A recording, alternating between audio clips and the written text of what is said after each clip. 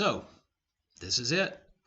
We are in our final week of, well, classes, I guess.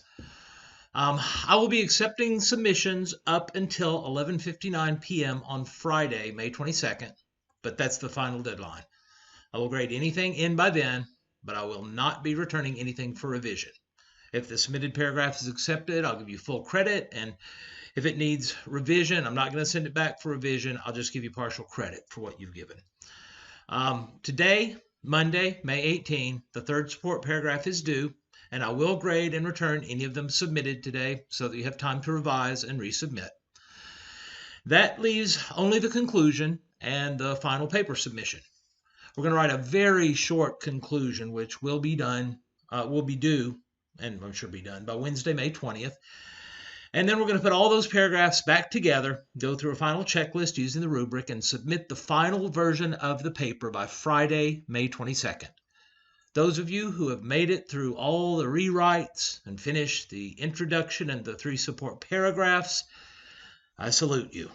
This is not an easy assignment, and it has been especially challenging to do it remotely. If you wrote the whole paper, and if I accepted every paragraph, you can be proud of yourself. I hope that you've learned a lot about writing this kind of paper.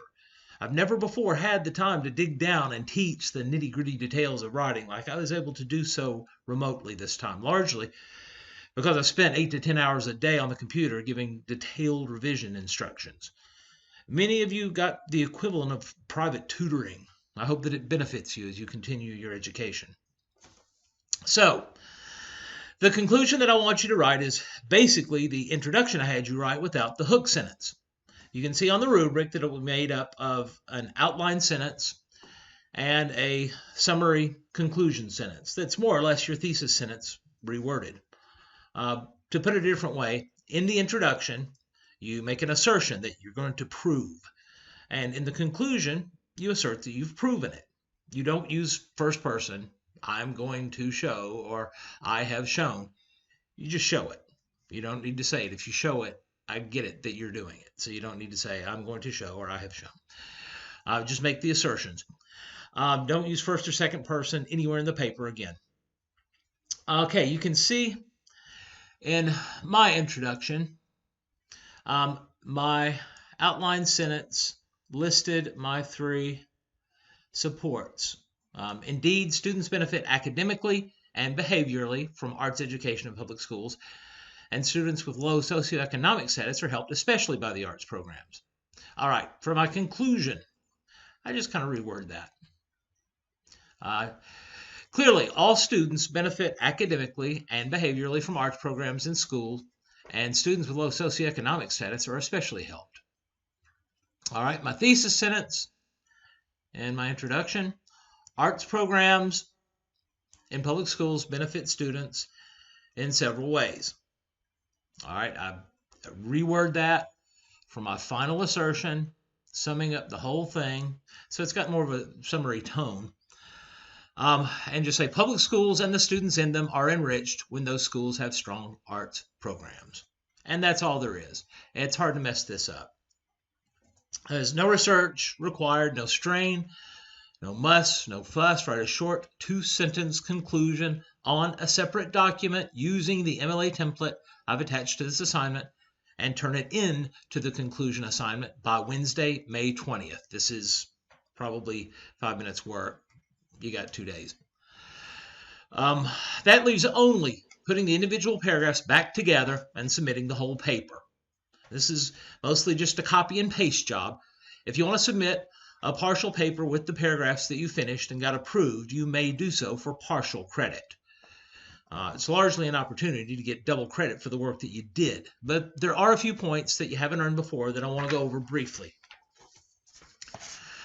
You can consider this a kind of a checklist to help you review your paper before you turn it in.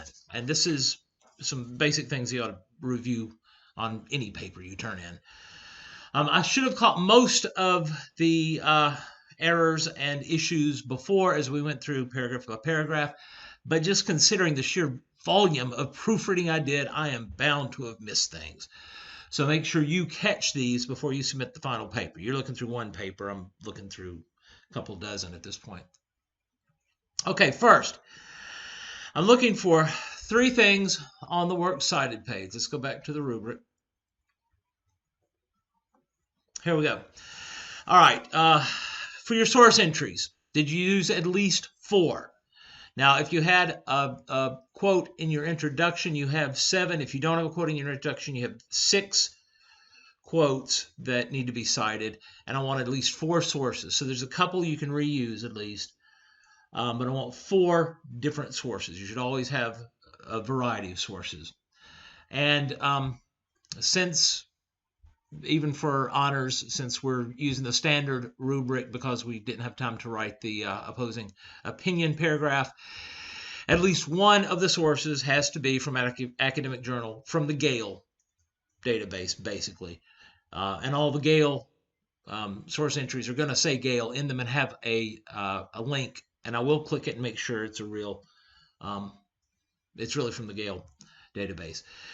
And the third thing are all source entries formatted hanging indent, which means the first line is on the left margin, second, third, fourth, whatever is indented 5. It's the opposite of first line indent they use for paragraphs. Are all source entries formatted hanging indent and alphabetized? So that means whatever is sticking out there on the left margin, whether it's a last name, a title, whatever, alphabetize those. So,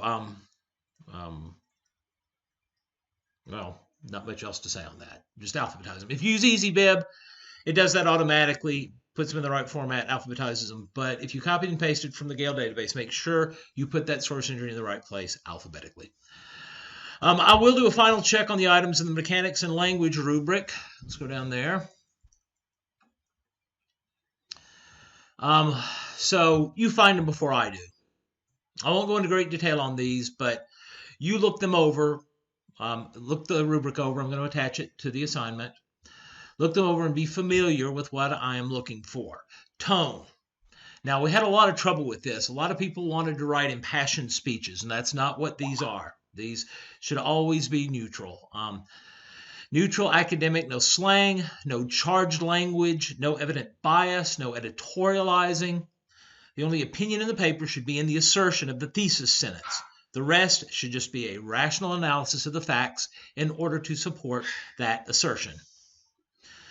Second, MLA paper format. Every page, you need to have a page number, the top right corner of the page, with your last name, just last name, to the left. Make sure you capitalize your last name.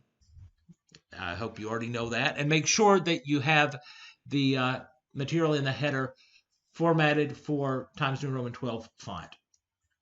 Also, on the first page only, not in the header, on the first page only, you have your name, teacher name, course name, and date.